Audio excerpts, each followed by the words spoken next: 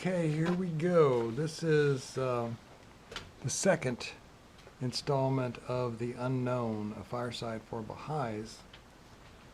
And I said I would put the footnotes at the end, but I gave in the description, I gave the link to where you can find these things. But here are the footnotes. We went through 12 of the footnotes in the last one. So this is where they all come from. Put this up here for a minute in case anybody wants to get a screenshot of it and go look them up and see what they look like in their natural habitat, shall we say. And so at this episode, we had just gotten through talking about lost civilizations and the timeline for planet Earth and those things that are different than what you would have heard anywhere else, especially in any school books. You wouldn't have ever heard that, and I don't think you would have heard any of those things in any other holy writings of any faith either. So if you're interested in lost civilizations, you might take a look back at The Unknown Part 1.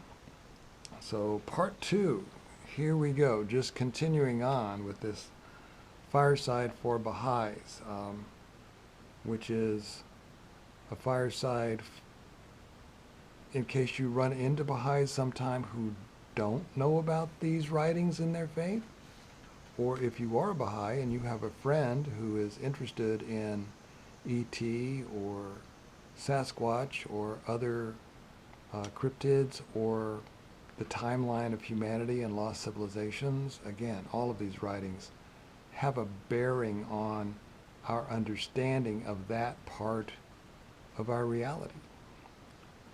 So here we go. Now we're getting into a rather troubling passage that I encountered a long time ago, and here it is.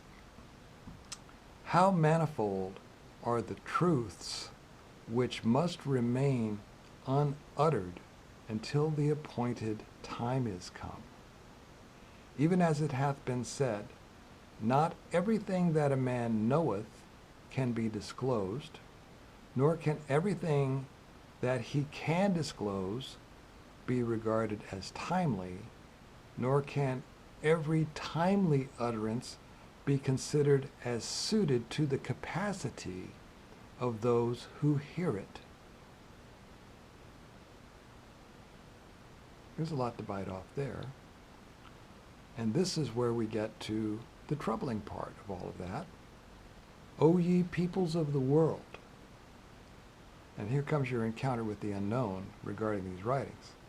Know verily that an unforeseen calamity followeth you, and grievous retribution awaiteth you. And when the appointed hour is come, there shall suddenly appear that which shall cause the limbs of mankind to quake.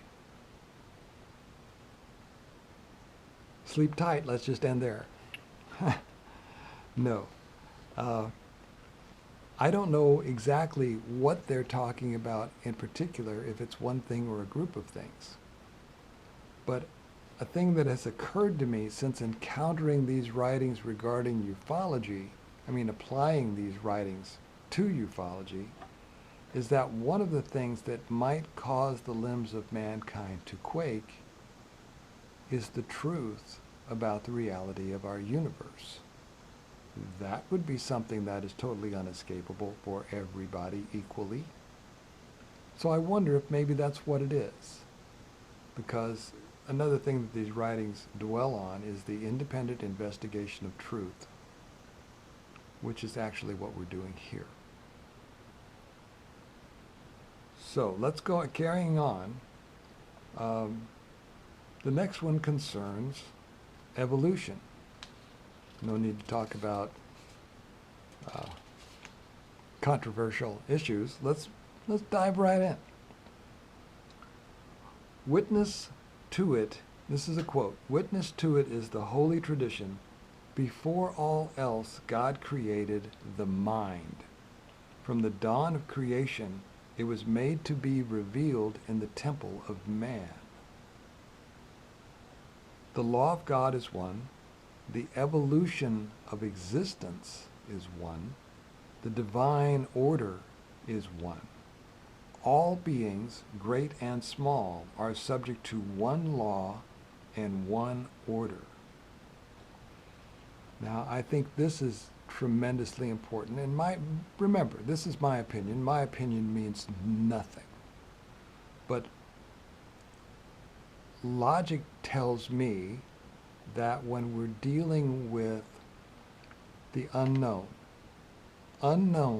intelligent, non-human species, unknown because we don't know much about them. There are those of us who know they are here, and that group of people is rapidly expanding, increasing in number.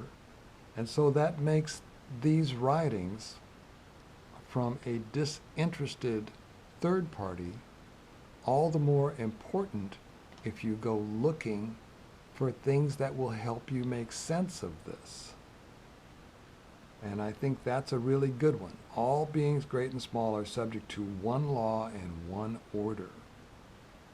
So at least there is order to be found here. That's my phone going off on, oh good. All right, we'll check back. I'm going to have to go to that just for a second, because otherwise it will continue to beep at me. There we go. All right. Carrying on. Briefly, the evidences of intellect or reason are manifest in man. By them, he is differentiated from the animal. Realizing this, we may acknowledge the fact that at one time, man was an inmate of the sea. At another period, an invertebrate, then a vertebrate, and finally a human standing erect. Though we admit these changes, we cannot say man is an animal. Proof of this lies in the fact that in the embryo, man still resembles a worm. This embryo still progresses from one state to another, assuming different forms, until that which is potential in it, namely the human image, appears. Therefore, in the protoplasm, man is man. Conservation of species demands it. Next quote. The science of evolution is accepted, but the conclusion that humanity is merely an accidental branch of the animal kingdom with its attendant social implications is not. Okay, so there's several things going on here with that. One, very important to this channel, and I'll lay it out here. And I can't remember what readings I read last time. There was a dozen of them. There'll be about a dozen of them this time for a few more minutes, 5 or 10 more minutes. But my take on this whole thing with the Sabe people, the forest people, E.T., whoever you might encounter out there, is that in these writings there are 4 kingdoms of creation, physical creation: mineral, vegetable, animal, and man. And you just heard that the thing that separates man from animals is the mind. And that became important to me when I realized we're dealing with intelligent, non-human species. And you wonder what they are? They are in the kingdom of man with us because they inhabit this physical world that we do, and they have a rational mind and, I firmly believe, the ability to know and love God. They respect God. That has been proven multiple times in a rather backwards way, but there's plenty of evidence of that. And on the How to Hunt channel with Steve Istall, one of the things he asked, what question would you ask if you could ask the Sabe people anything and get an answer? What would that question be? And for me, that question is, are you my spiritual brothers and sisters? I would like to know that once and for all, because that would tell us if they are fully aware of that and can articulate it, then that changes the road going forward with how we should begin to learn to interact with them. Okay, so now next, having mentioned that, the following is a pilgrim's note of sorts. Now, a pilgrim's note is not part of the holy writings of this faith. In the early days, when it was still, well, and it's still today, pilgrims go to the Holy Land, the same one you're thinking of, because that's where the Baha'i World Center is, and all the Baha'i holy places are, not all of them, but a bunch of them are there in what is now the nation state of Israel. And when they're there, the pilgrims are gathered together and they eat together and they visit the sites and pray, much as all pilgrims do worldwide, wherever they go. And sometimes they learn things from people who have studied the writings in depth, and I have not, but people who are qualified to talk about the writings of their faith, just as you would meet holy people on your pilgrimage to wherever you would go. And they bring back, they make notes of what people say so they don't forget them. And these are the pilgrim's notes. They're not officially part of the holy writings, and they may be less accurate, but they are all still fascinating. So here is one of the Baha'i pilgrim's notes. And I think I have it in here where it comes from, so I can give you where it comes from. And it says this, quote, "The earth has its inhabitants. The water and the air contain many living beings, and all the elements have their natural spirits. Then how is it possible to conceive that these stupendous stellar bodies are not inhabited? Verily they are peopled. But let it be known that the dwellers accord with the elements of their respective spheres. Beings who inhabit these distant luminous bodies are attuned to the elements that have gone into the composition of their respective spheres." So like us, we seem to think that you need oxygen and liquid water at the surface to exist. But on our own planet, those dwellers down there at the smoking black holes a mile down in the pitch black ocean don't agree with us. They're perfectly happy where they are, living on boiling sulfurous fumes, you know. So it's different from place to place. And imagine all the different perspectives that there must be in this universe. This pilgrim note comes from Abdul Baha, and it's in Divine Philosophy, page 114 and 115. I didn't even I put the attribution here in the text rather than in the footnotes. It is authorized, but not necessarily verbatim. At the suggestion of Abdul Baha, these notes on divine philosophy, together with a short introductory history, have been compiled and published by Isabel Fraser Chamberlain. It reflects the best intentions of the note-taker in 1918, but as far as I know, it is not included in the holy writings of the Baha'i faith. Okay, let's see. It is now 6:17. I started it just after 6. I'm going to go a little bit further and try to get like a 15 or 20 minute episode out of this. The first thing I ever wrote about, Arnhem Birnbaum is the pen name of, I want to say, Michael Hoffman. Pardon me, Michael, if I've got your first name wrong. He has written an article for the MUFON Journal about interstellar law. And so these are some of the quotes that refer to interstellar law, universal law. Quote, "Inasmuch as we find all phenomena subject to an exact order and under control of universal law, the question is whether this is due to nature or to divine and omnipotent rule." And then, I think I just read this one up above. "The law of God is one, the evolution of existence is one, The divine order is one. All beings, great and small, are subject to one law and one order. And the first article I ever wrote for MUFON was in reply to the Arnhem Birnbaum article about is there a still interstellar law, and like why doesn't ET kill us? Because they certainly could if they wanted to, and Sasquatch the same way, and they don't. Okay, so that aside. Another quote. In the Great Quran, God says, that's a quote, in the Great Quran, God says, "Thou shalt see no difference in the creatures of God," unquote. And that's within the quote, from the Quran. The Baha'i quote continues. In other words, he says, from the ideal standpoint, there is no variation between the creatures of God, because they are all created by Him. So, this is my wonder here, my aside, is mankind, humans, ET, Sabe, forest people, is mankind good or bad? Well, that depends, doesn't it? If we're all creatures of God and we are all part of mankind. We know humans have a bell curve on a whole bunch of things. Okay, going on, next quote. The mystery of this phenomenon is this.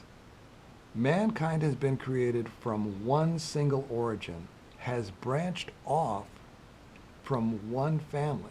Thus, in reality, all mankind represents one family. He has created all as one, that thus this family might live in perfect happiness and well-being. The next quote. The power of understanding differs in degree and in various kingdoms of creation. The mineral, vegetable, and animal realms are each incapable of understanding that which takes place in the mind of man. The animal cannot realize the intelligence of a human being. He only knows that which is perceived by his animal senses. He cannot imagine anything in the abstract. Next quote. God's greatest gift to man is that of intellect or understanding.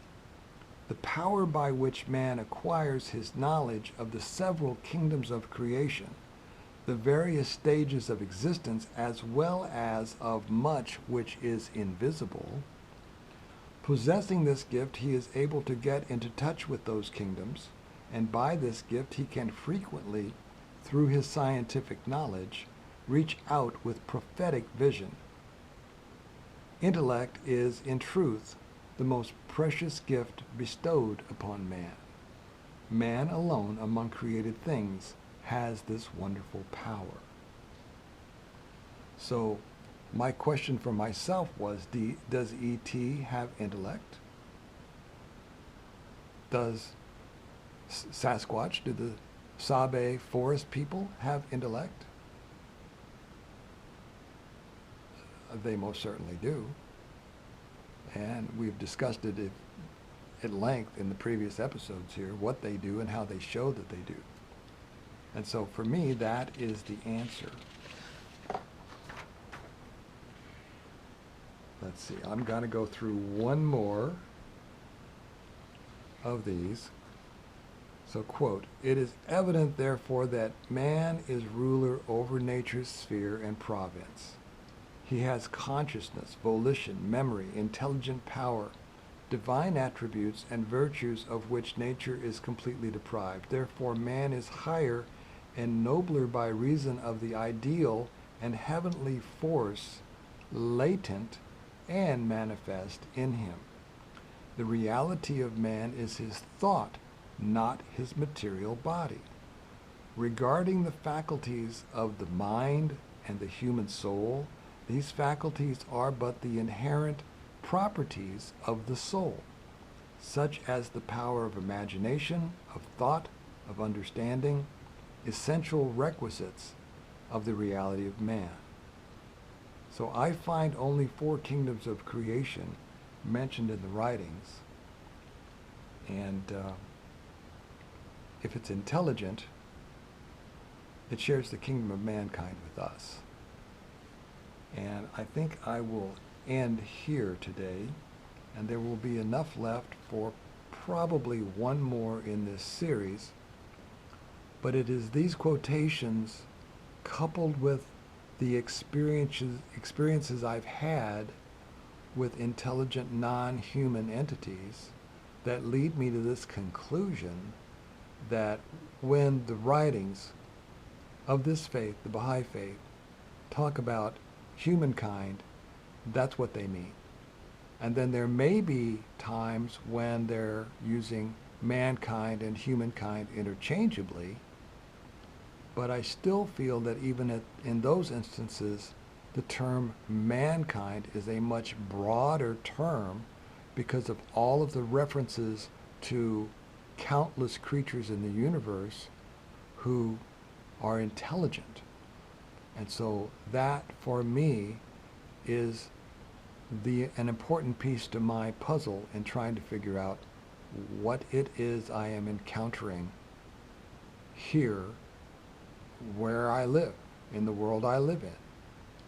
And so the thing that I have proposed in an email to Steve Istall and his 300,000 subscribers is that for anyone encountering the unknown in terms of some intelligent entity, the question you should ask yourself is, especially if they've contacted you, if they've chosen you, tagged you, and continue to act like they want to interact with you, the question is, how should a representative of the human race behave in that situation? And I think the writings that I've just given you offer some insight into how we should behave. Who knows what to expect? Because their perspective on the universe is a little different than ours, shall we say? But if they share the kingdom of mankind, there is an end to the differences when you get to the spiritual understanding that we are all created by the same Creator. And other religions may not have this next view, but this religion that I'm researching, the Baha'i writings, have this view that the universal manifestation, the message that that personage brings from the Creator to mankind, the universal manifestation happens in all the worlds of God simultaneously. Now, I'm looking for that quote. I am looking for that quote. I am pretty sure that that is correct, but I don't have a quote to back that up at this moment. Not that it is that essential here, but it would answer a question for me: are they my spiritual brothers and sisters? So I think they are. And maybe by the next time I will have more on that. There's more to go in what I had already written here in this Fireside for Baha'is. Thank you so much for being here, and thanks for sticking around. I'll see you next time. Oh, today is July 31st, 2023, and I will see you before too long. Bye.